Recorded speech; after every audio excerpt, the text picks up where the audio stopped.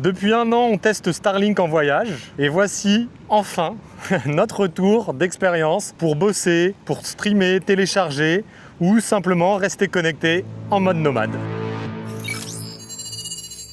Si vous aimez les astuces nomades, les retours terrain en mode voyage nomade, abonnez-vous à la chaîne. Dans cette vidéo, on va parler de notre expérience pendant notre voyage. Donc nous, on a fait les Balkans, l'Europe de l'Est et le Maghreb. Donc on va parler de ce qu'on connaît. Partie numéro 1, le matos.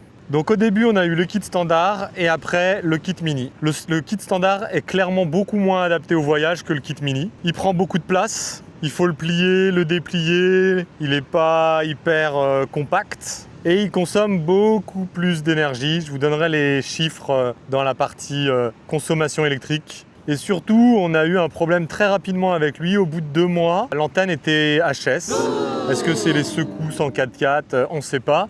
Et en vrai, ça a quand même été une grosse galère avec le service client pour le faire remplacer. Parce qu'on ne pouvait pas se le faire livrer en fait dans le pays où on était. Donc il fallait forcément qu'il nous le livre en France. Bref, c'était vraiment très compliqué. Si vous voulez plus d'infos là-dessus, vous pouvez regarder l'épisode à Sarajevo où on en parle. Donc le kit mini, c'est celui qu'on a depuis plusieurs mois. Il se présente comme ça.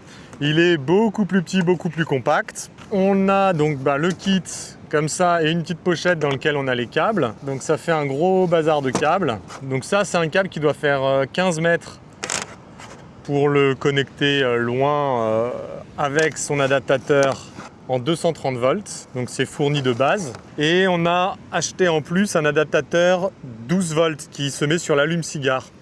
On en parlera plus en détail dans la partie consommation électrique et je vous donnerai un lien pour l'acquérir, mais il sera aussi dans la description. Voilà, donc il est quand même vraiment très compact, il prend pas beaucoup de place, il est fin, donc c'est top à ranger. Il est IP67, contrairement au kit standard qui était que IP54. Voilà, donc sur le matos, il n'y a pas grand chose à dire, le kit mini est beaucoup mieux que l'autre. Donc voilà, rien à dire sur sa taille, sur son poids, ça nous convient très bien. Partie 2, installation. Donc nous, on a choisi de ne pas le mettre sur notre toit en fixe. On l'installe quand on en a besoin et on le pose par terre ou sur la table. Voilà, mais la plupart du temps par terre, ça convient très bien. On a fait un trou sous le véhicule avec une petite trappe. Comme ça, on peut passer notre câble, le rentrer, faire passer le câble de l'intérieur vers l'extérieur sans qu'ils doivent passer par une fenêtre ou par la porte. Il faut la plupart du temps l'orienter vers le nord quand on est dans l'hémisphère nord. Et donc, c'est pour ça qu'on n'a pas voulu nous l'accrocher sur le toit parce que notre toit est relevable, donc il n'est pas plat.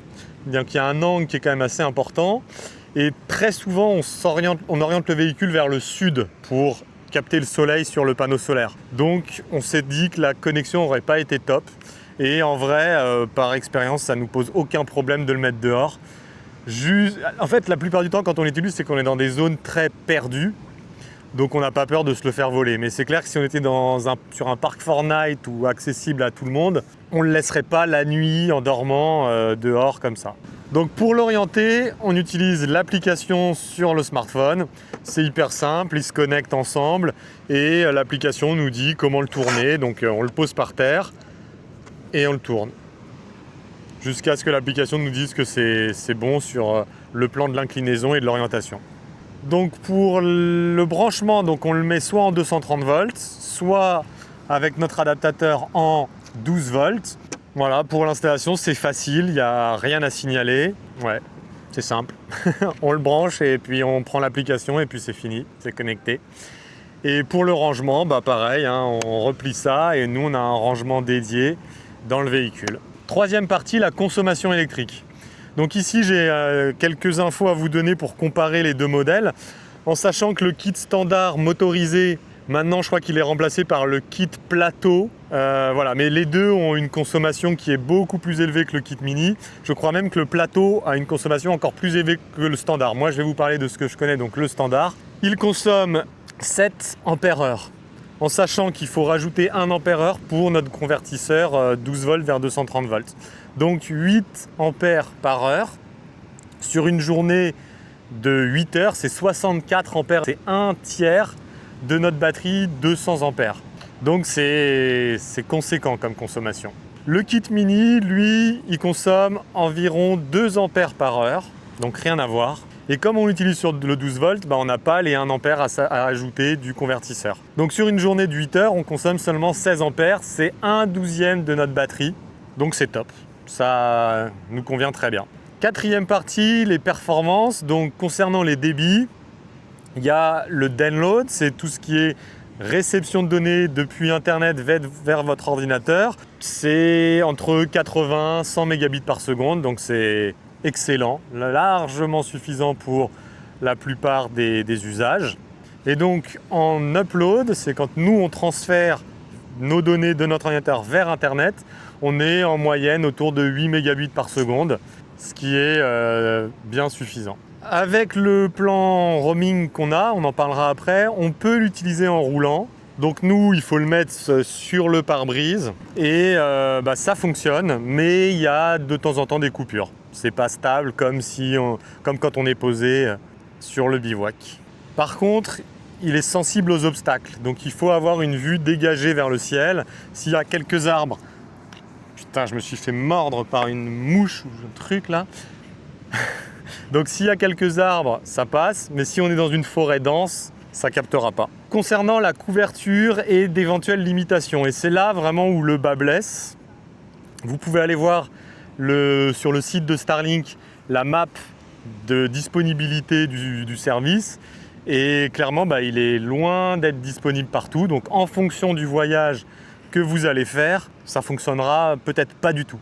Donc pour nous dans les Balkans, ça a très bien fonctionné dans les pays d'Europe de l'Est, de l'Union européenne. Mais je crois que c'était Bosnie, Monténégro, Kosovo, à confirmer, vous regarderez la carte. Là, on n'avait pas du tout accès à Starlink. C'était pourtant l'endroit où on avait le plus besoin, puisque dans les autres pays de l'Union européenne, on avait notre carte SIM française avec de la data en Europe. Pareil, dans les pays du Maghreb, zéro couverture Starlink. En Tunisie et au Maroc, on n'a pas pu utiliser Starlink.